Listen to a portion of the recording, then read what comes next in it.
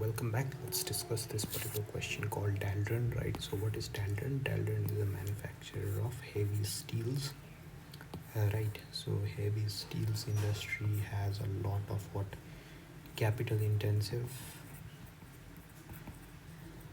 So, ROC could be a good measure in this case, right? So, for different projects and all, right? And there could be other things such as what dollar impact if we are importing steel, right? So many rigs are there associated with this kind of heavy steel. So this is a classical business thing, right? So business classical business example or factory based thing. So this will be cyclical variations will be there, like business cycle variation will be there, or we could say business cycle, right? That will be there. So what else is happening? So it's funded by VC. So VC tend to last for what 5 to 10 to 4 or 5 years, right? 4 5 years of investment. They get their money and then they sell the company and then they move on, right?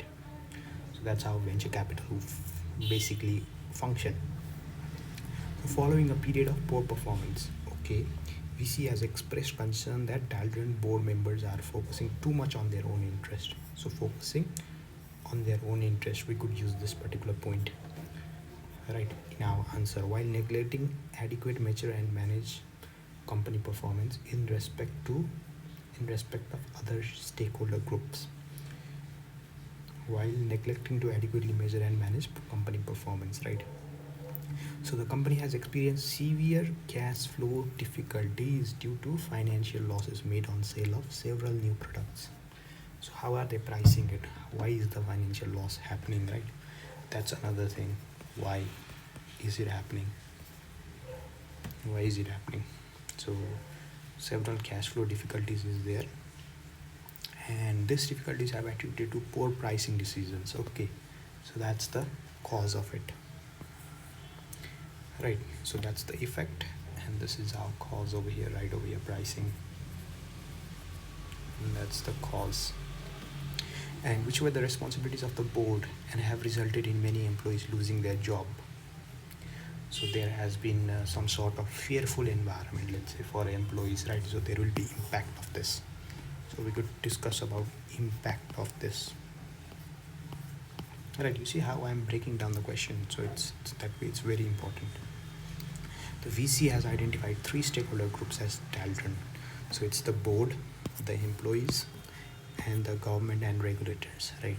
So the board, the VC is concerned that due to the past losses on several new products, the board has become too cautious.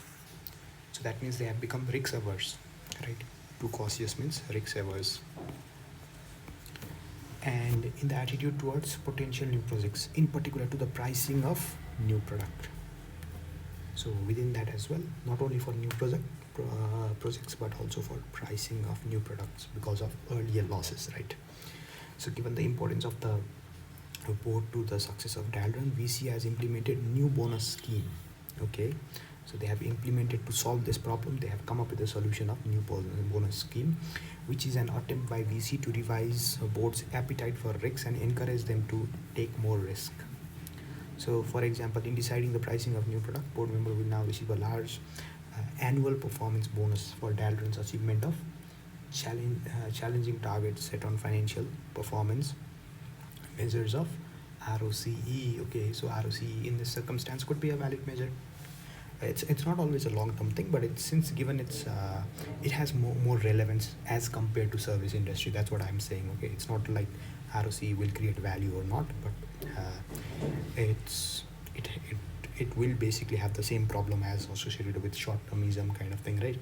So whereas what happens in this scenario is basically it's a ROCE as a capital intensive company, so that's why ROCE could be a appropriate decision variable. Okay, let's just say that. And it's a very large so board member will receive large performance related bonus, right? So that means they will be what, risk seeking now, because at the end of the day they don't own the shares, so they are basically functioning on behalf of others, so they will have more risk appetite, right? So their risk appetite will increase, which means they might pursue maxi-max strategy, right? And manufacturing process employees, let's look at the employees, does not require employees to have a high level of skills. So do not require high level of skills. And most of the manufacturing employees are low skilled. Other employees on the other departments have a role which can require specific skills and qualifications. Okay, so the manufacturing employees are very relatively low skilled, right? So we could talk about what there is high level of unemployment in the region where Daldorn is based, right? Let's see our requirement. So assess the performance measures shown in the appendix 1 in relation to key stakeholders, right? So for employees there is training cost, right? So for that we could discuss about like we could discuss about how training cost is not really relevant for manufacturing employees, but it could be relevant for the other employees, for other department employees. But training days does not equal to knowledge, right? So even though you could have like 1000 days of training, but that does not mean that it's effective. So effectiveness is not there, which could only be assessed via number of qualifications. So we could suggest that kind of measure as well. And there's a high level of unemployment in the region, right? So this could lead to what? This could lead to better social. So if we provide more training or something, so that will lead to attraction for the company, right? Attraction could be there. Attraction could be there. For government and regulators, what is there? So Daldorn operates in a strict regulatory environment. Strict, has a good record of compliance. So Daldorn has a good record. However, its recent has developed has discovered what? High concentration of toxic pollutants, so which is a waste from its own manufacturing processes in the soil near its factory.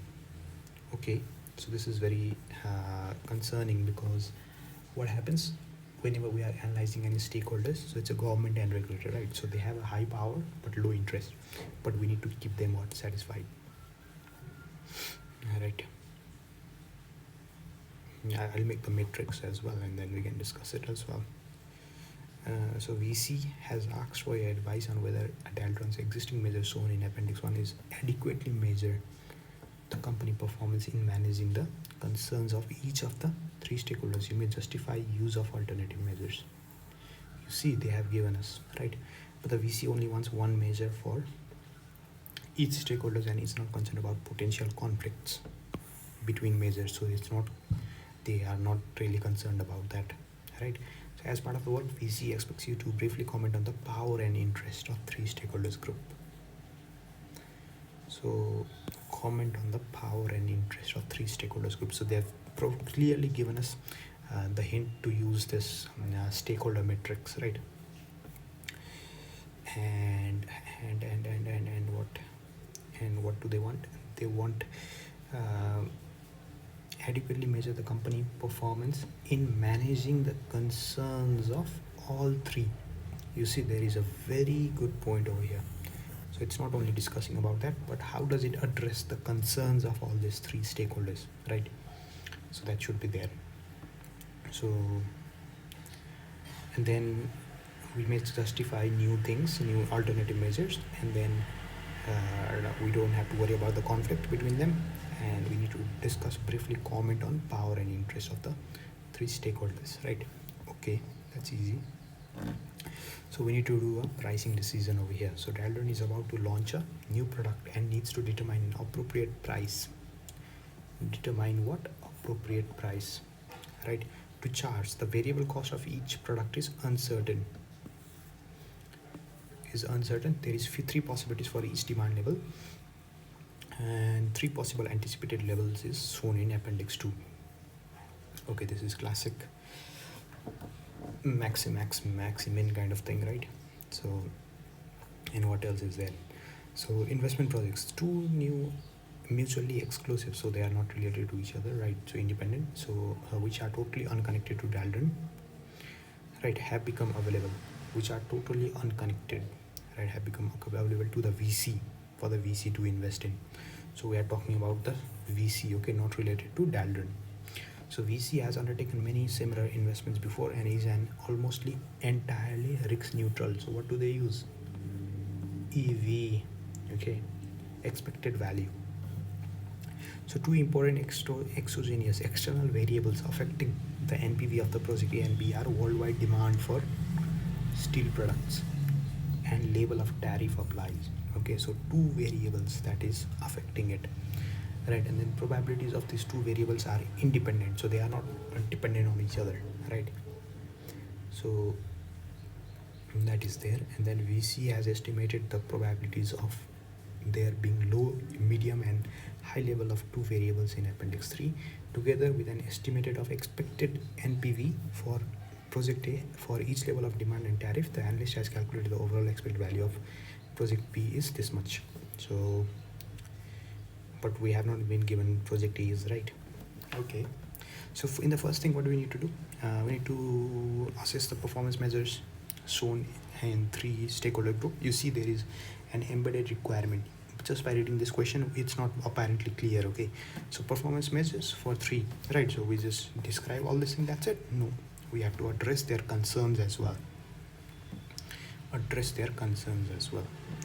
And then other thing is evaluate. For B, the verb is evaluate. What price the board should choose for the new product based on the board's revised risks and attitude, right? So, and then we need to talk about briefly comment on the drawbacks of the decision rule used. Okay, we need to talk about drawbacks as well. And advise the VC which of the two investments it should undertake. We include and evaluate. And then, sorry about that. So that is one thing, right? So we have to talk about the decision rule used. And number 3 is basically we need to advise VC on the two projects it should undertake and evaluation of appropriateness of the numerical techniques used. So this is also another thing. We need to make a decision and then provide them with the limitations and everything, right? Everything else. So we need to talk about two very important variables, 1, 2, right? Worldwide demand and then tariff applied, right? So that basically has a major impact on our decision. So for the board, we are using ROCE, right? So we could suggest EVA because remember we are allowed to suggest something, and the board concern is basically what it's too cautious, so that will encourage them, right? So the new bonus scheme will encourage them. And then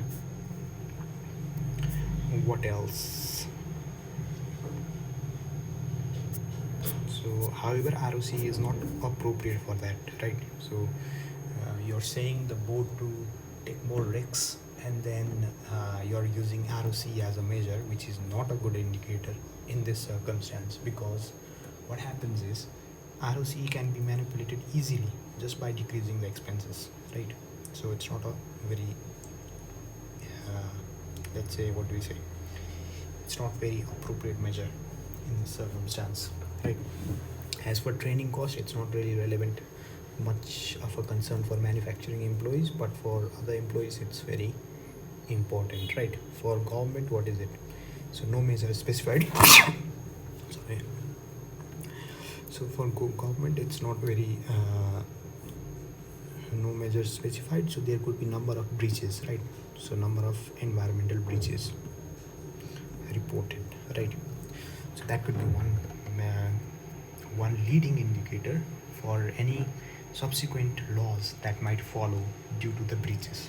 Okay, and for this we need to look at each demand level and then assess for what is it based on board's revised attitude to risks, and briefly comment on the decision rule, right? So we could talk about all the 3 things as well. So we could talk about the board, the employees, and then the expected value approach, about investors, right? About VCs. So let's look at the answer as well. So split view, right? So let me just turn on my reading mode so that I have everything in place, no one can disturb me. Okay, so what's happening over here? So first of all, as we have mentioned, what was the sub requirement for that part was managing the concerns, and we need to comment on the power and interest, right? So another thing I wanted to talk about was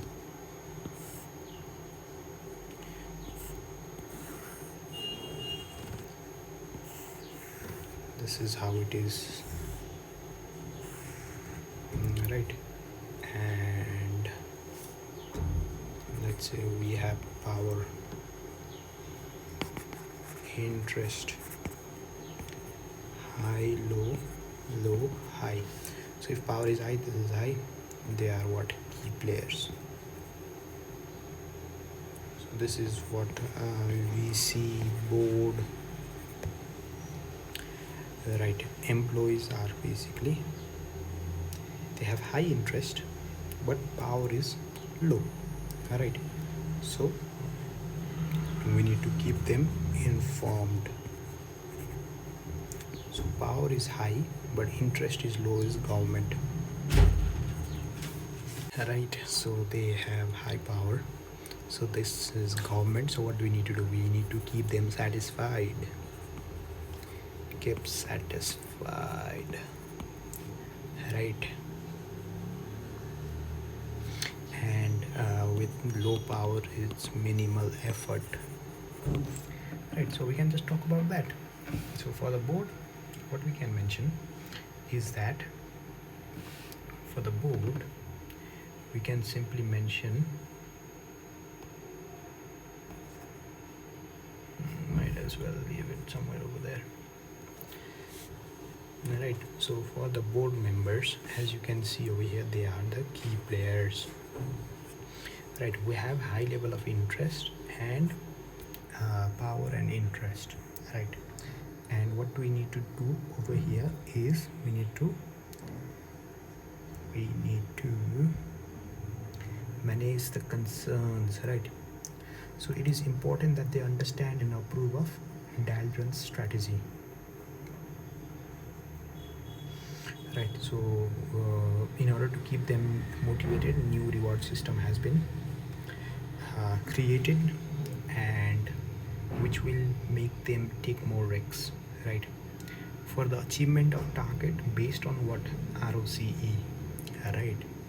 So we talked about the comments of power and interest, and then so we talked about that,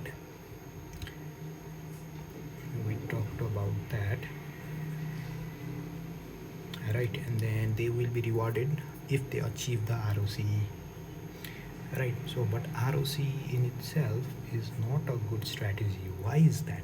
So ROCE has its own limitations. So how much marks is this? 9 marks, right? So let's say 3 marks for each, so 3 points, right? So this is 1 point until over here, so power and strategy. And then the next thing is the current situation, what's happening, so current evaluation of that particular. So since we just commented on the power and interest of them, right? So of the stakeholder named in the board, and we did a current evaluation of the current situation, then what we can do is we can further look into that measures that we are basically, what's the drawback of the current situation, right? So for that, ROCE is not an appropriate measure. Why is that? It may be familiar, it is. So you see, they have talked about its familiarity to the board, right? What our point would have been, remember when I first started going through the case study, I gave some of my time trying to evaluate the industry that the particular company is operating in. So it's a manufacturer of heavy steel, right? So heavy steel, that means what happens? So there will be, it's capital intensive, right? So there will be a lot of, let's say, Yes, I wanted to talk about coal as well. Remember, because what happens is you're getting all this iron ore and all, so it could not be within the country or it could be coming from outside, right? So there will be exchange rate risks associated with that. Then there will be another thing that could happen is basically, so iron, it requires a lot of coal burning, right? So just to fuel it up and heat it and then mold it as per our product requirements, right? So that could be there. So we could just say like it could be appropriate measure in the sense that board have familiarity to it and it's a capital intensive industry. In that situation, ROCE may look like appropriate. However, it still has some drawback. Like what? It promotes short-termism by how? By discouraging investments in new assets, right? So ROCE figures can be easily manipulated, and alternative measures such as EVA has its own drawback as well, right? So I mean, EVA will overcome some of its drawback. That's what I was trying to say. Other thing is employees, right? So let's comment on their power and interest. So for power and interest, what happens? So employee has a high interest, but it has low power. So what do we need to do with them? We need to keep them informed, right? We need to keep them informed. And their high interest, they depend on what? Their high interest, and they depend on the company for employment, right? So most of the employees are unskilled because they have a what? They are working in a manufacturing facility, so that means they require low skills as well in this particular circumstance. Okay, so that might not be relevant in all kind of industries, but in this situation, it's like you don't need to be very high skilled, right? So the employees don't need to be skilled enough, so they could be easily trained, let's just say that. And as Daldorn, what does it do? It is functioning in a strict regulatory environment, so employees' rights should be legally protected. That aspect will be always there, right? If it is not, that may increase their power, okay, because of new regulations and all. So employees should be kept informed to prevent them from joining forces with more powerful stakeholders such as trade unions and regulators. Okay, so another thing I wanted to talk about was, this is the point that we have missed, right? So this was the very important point that could talk about all this. So whenever there is this sort of situation where there is, let's say, a particular stakeholder which has a high interest but power is low, what could happen is they could join forces with any of this high power stakeholders, right? So such as the government and all, right? So that could always be there. So for that to not to happen, we need to keep them what? We need to keep them. We could talk about that in many different circumstances as well. And then for training cost, right? So it's not an appropriate measure. Why is that? Because as manufacturing, most of the employees, okay, as most of the employees do not require high level of skills, right? So measures what will be important, maybe such as employee productivity may be more useful, right, in this circumstance, because most of your employees are what? They are working in manufacturing, and basically they don't need to be provided with high training. But what we are doing, we are using a measure such as training cost, which is not really an appropriate measure in this circumstance, right? But however, some employees have more high skills which are basically not employed in the manufacturing department, but they are in other departments, right? So for them it could be a suitable measure, right? And how their skills has evolved or has improved, right? So however, even with this with this uh, with this training cost, it's not an effective measure. Okay, it's not an effective measure. So because training cost does not mean that what will happen is that, let's say you're a manager, right? What you will think is that, okay, we need to have, we have budgeted this much training cost, so what do you need to do? We need to spend it, we need to do training. Does that mean that making a compulsion for doing a training will improve the skills of the people? It does not. It does not, right? I firmly believe it does not. So what do we need to do? We need to have a different set of measures. So what else could be there? So we could have like percentage of the workforce or percentage of employees having a certain qualifications. So qualifications, what happens? They are assessed. They are assessed for a qualification. They are assessed by a certain institution, right? Or their skills level are validated. Not only like they are going to the training, but they are actually being examined. That's a very appropriate measure for that, right? So we could talk about, even you see in this circumstance, what has the model answer done? So model answer has even segregated two of these things. So given the concerns of, they have even segregated employees into manufacturing employees and other employees, and both their concerns have been mentioned within this 2 paragraph. You see, so we are getting how much? 1 marks for this, 1 marks for this, 1 marks for this. So for high interest, it's basically for the first paragraph. What have we done? We've talked about the whole employees and how it could be relevant given the external situation as well, right? So you see how they have taken points from this thing as well, from government and regulators.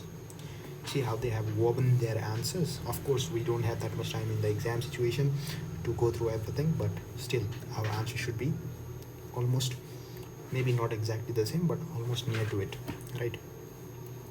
Other thing is regarding the government and regulators, right? So what has happened? What has happened right now with these things? So basically, they are working in a strict environment, and right now, their waste from the factory has a high concentration of toxic pollutants. So what will that happen? That will disturb the local ecosystem, right? And given the high level of power and low interest, so in order to make them, or in order to deter them from being a key player, what should we do? We should keep them satisfied, right? So in order to do that, right, so how can we do that? So we could introduce measures. So currently there is no measure, okay? So as what happens, there is no measure, so it's not being measured. So what gets measured gets done, but what does not get measured, it does not get done, right? As simple as that. So this will lead to fine or losses, or loss of reputation, right? So fines is one thing, but loss of reputation is another thing, right? So that happens in a lot of situation where, like if you have SLAs with a different, you're outsourcing it, so your quality failure has happened, so that could lead to a reputational failure as well, okay? So whenever I just remember that, right? So it's from a different question, but still, right? So okay, so that thing is there, and so the measures relating to performance, environmental performance could be measured, such as what could we introduce? The level of pollutants close to Daldorn's factory, right? So what could happen when we introduce this measure? So we could measure the pollutants nearby. We could, if it is being measured, it gets done, right? So that will lead, or that will be a leading indicator for it to take some actions, right? So take some actions. Of course, it's not a leading indicator, it's a lagging indicator, because it's already happened, right? And but what will that happen? It will prompt the company to take some appropriate actions if the levels are breached, so that we don't get any fines, or we don't have any loss of reputation, or we could even be preventing even stricter regulations to come up due to this, okay? So there are 3 different benefits that can happen if we do that, right? So what does the tutorial say? It says that it's a good example of how stakeholders may be examined. There are 3 stakeholder groups, right? So for each one, and your points must be succinct as long as they relate to the scenario, right? It does not have to be very much in great detail, but still it should be succinct. Okay, so that is done. Let's look at the second requirement. So evaluate which price the board would choose for the new product based on the board's revised attitude to risks, and briefly comment on the drawbacks of the decision rule used. So what has happened? So what has happened is basically a new performance measures have been increased to increase the appetite of risks for the board members. In the past, they had made some poor decisions which have led them to be risk averse in regards to their pricing, okay, and even investing in new projects. I think that's what they say. Where is that? I think there was something mentioned about projects as well. Where is that? Where is that?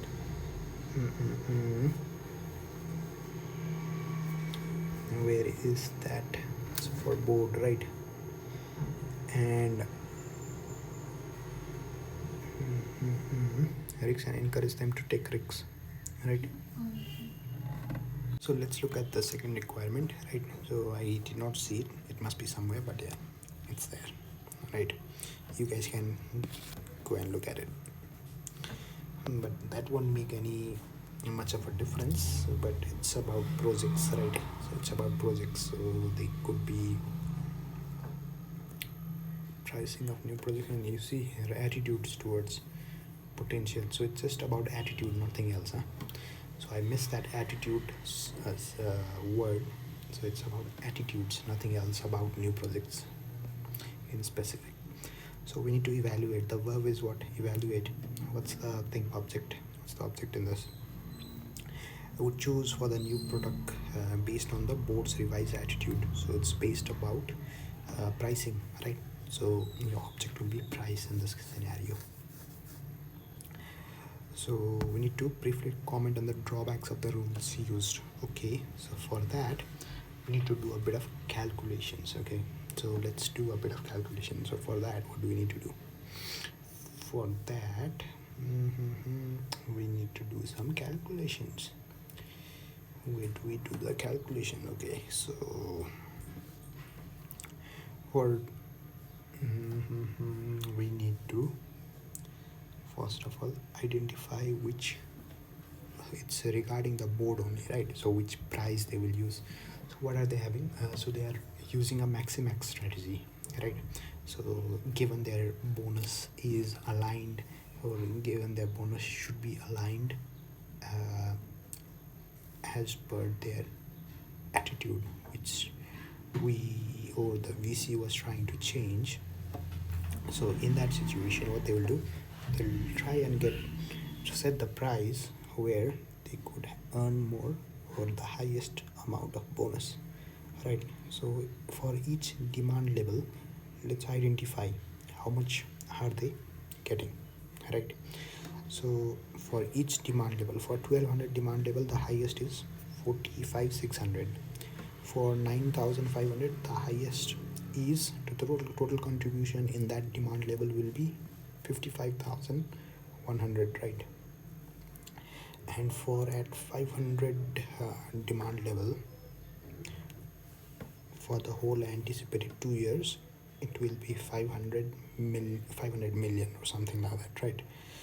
So that figure is there, and then the highest they will choose is 51,500. So among this as well, for each demand level, they'll choose the highest that's possible. So that will be maximax, so best of the best, right? So 55,100, they will choose demand level of this 950. So what will be the price they will be choosing? Since we are required to identify the price, 95,000. Okay, so that is one thing. Okay, and we need to discuss or comment on the drawback of the decision rule used, right? So the board currently has a very high performance related bonus, large performance related bonus. So this will mean that they will be more risk seeking, right, in their attitude. And so they would use a rule of maximax, and they would choose the price which would maximize their contribution. So the price they will be choosing will be 95,000, which will provide them a total contribution of 55 million, right? So 55.1 million. They'll be choosing that, right? So best of the best. And using this approach, what will happen? What's the main drawback of this particular decision rule used, that is maximax, is that it may take the board, or it may change the attitude of the board to take excessive risks as opposed to previous attitude, which was too cautious, right? So, and then maximax rule does not take into account probabilities of each of the outcome, and these probabilities are difficult to determine, right? So that's all we can say. So you see how short and sweet the answer is in the model answer as well. So for number C, so advise a VC on 2 new investment projects it should undertake. So VC are what kind of people? So they are risk neutral, right? So let's define that first of all, and then they will be using what for risk neutral investor. That means they will be using expected value approach, and they will expect, so whatever the expected value is, they will, among that, they will choose the project with the highest NPV, right? And since we are using expected value, let's just give them the drawback as well. Okay, so first of all we just define that, right? And then we just give them a bit of drawback as well using this approach. So since we need to do a evaluation of the numerical techniques, which will be below, but let's just give them that. So a problem with the expected value approach is that it assumes the long run average, right? So it is a long run average which assumes a decision is repeated many times and is not inappropriate, or is inappropriate for one of decisions, right? So it's inappropriate for one of decisions, and then the expected value is unlikely to be the actual outcome of the project. We think it's going to be actual outcome, but that's not always case, right? So it's not always the same case. That is another issue with this expected value.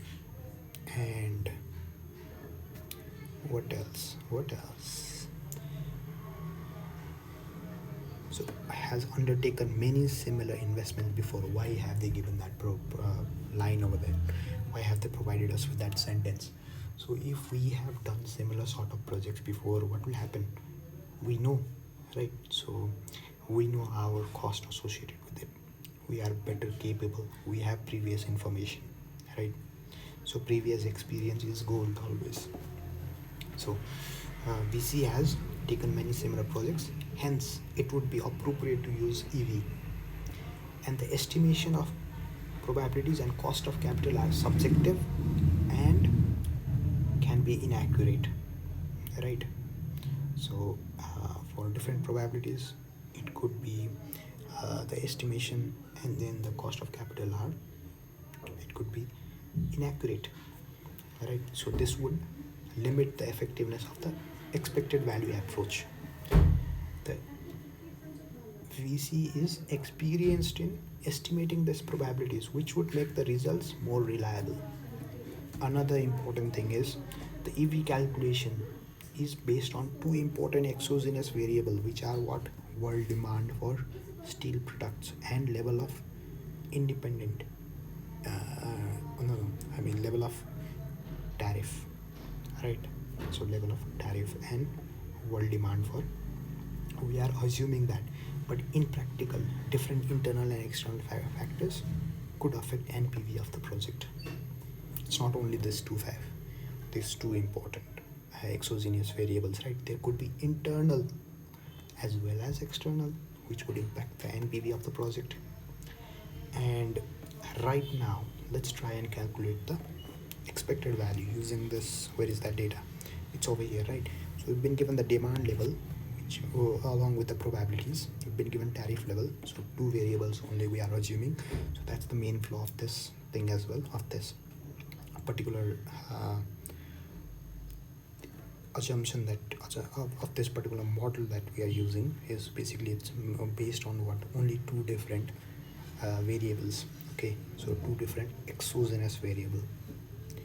So in that situation, what has happened is, so if we calculate the expected value, right, so we have for low demand, and if the demand level is low, tariff level is high, it's 1200. So we just multiply that with its probability of how much is the probability. It's right over here, 0.04. So based on that, we calculate all those things.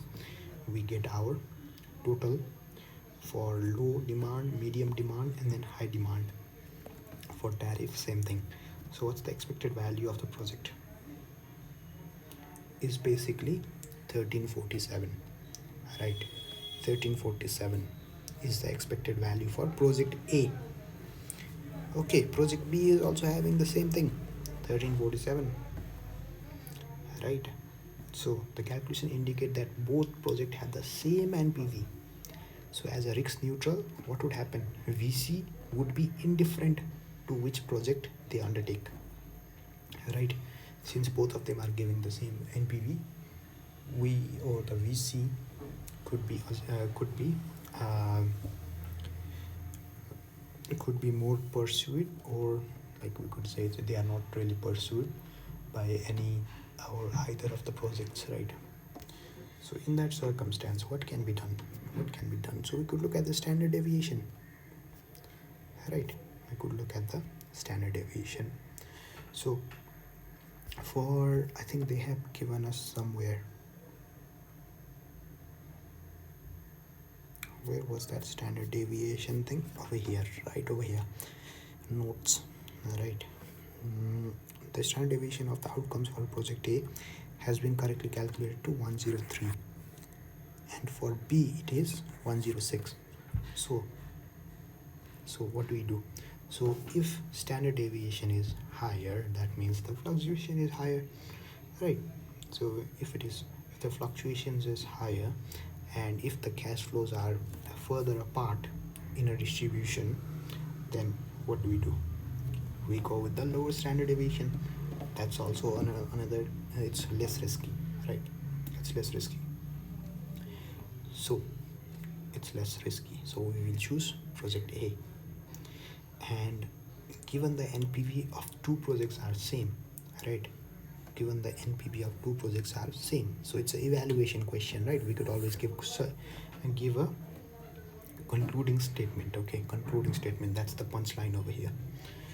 The final punchline is what will happen. So in the case of NPV, we can always it's a generic solution. Okay, it's a generic solution, works in every kind of question, is sensitivity analysis, right? So there is further scope for sensitivity analysis.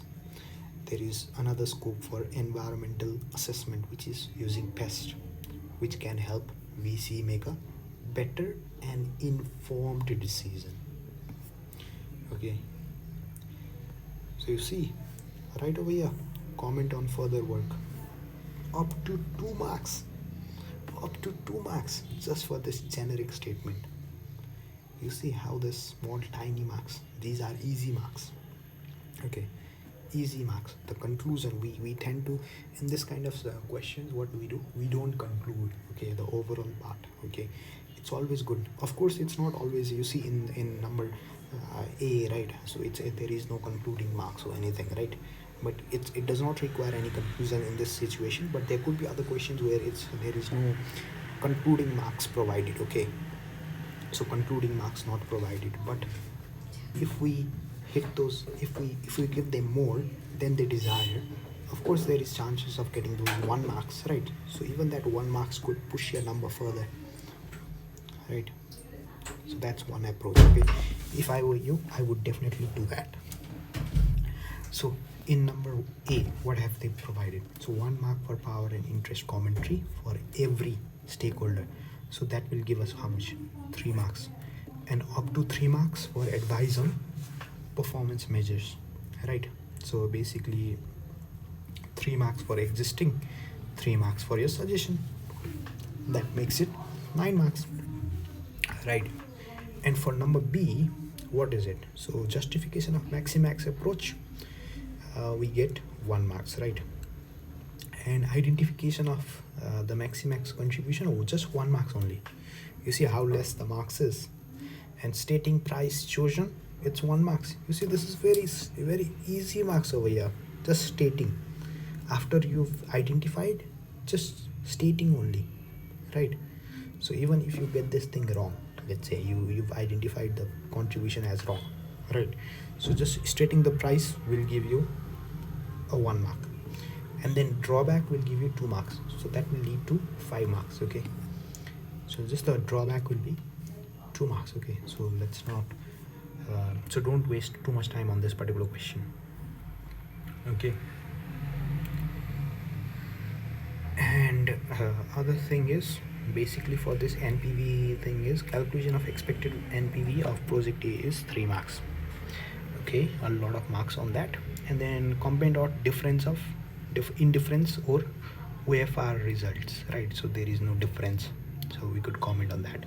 And comment on standard deviation as an indication of risk, that's 2 marks. And evaluation of EV method is 5 marks, right? So the evaluation of EV methods will give us 5 marks. You see, the every statement that they are making, the VC has similar investments before. Without looking at the question, it might seem like, why have they given us? But that statement itself has a significance, and they will be using it in the answer, okay? So it's always good to get a lot of information from the scenario and implement it in our answer, okay? So even that small wording could be very important, and we could use it in our answer. All right, so that could help us earn all those easy marks. So let's see what's the examiner comment on this. So many candidates wasted time by focusing on their answer on performing a jargon-laden Mandlo analysis when the requirement focused on performance measures appropriate. You see, we are required to measure performance measures, and based on what? Based on stakeholder, right? Whether it's appropriate to the stakeholder or not. But what did the candidate do? The candidate focused their answer on doing Mandlo's analysis for different stakeholders without using or without looking at whether the measures are suitable or not for the stakeholders. And future candidates should read this question and test themselves by asking whether consider a valuable response is either keep informed to one of the stakeholders, or B, indicate which measures should be used and why for a given stakeholder. If the answer is B, right? So if so they should test themselves and ask whether the valuable response is either keep informed, right, to the stakeholders, or indicate which measures should be used and why for a given stakeholder, okay? Why such a measure should be used and why. For part B, it was done well and badly depending on basic knowledge of the methods. Many candidates could neither name the correct method to use nor describe their method for selecting the appropriate selling price. Ooh, that's bad. That's bad, right? That's bad. Number C is performance on the part was weak, reflecting poor basic knowledge of expected values and appropriate conditions for use of this method, right? So for EV, I've always told one thing is there is one generic problem with this, is basically EV takes what? Long run averages, right? Decisions which is not repeated many times and is inappropriate in one of decisions, okay? So that's the takeaway over here as well. So there are many takeaways, but that's another thing for expected values, okay? So that's it for this video. Take care. Bye bye.